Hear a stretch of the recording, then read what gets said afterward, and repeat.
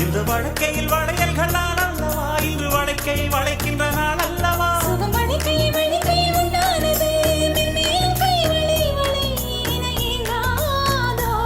இது கண்ணங்களா இல்லை தென்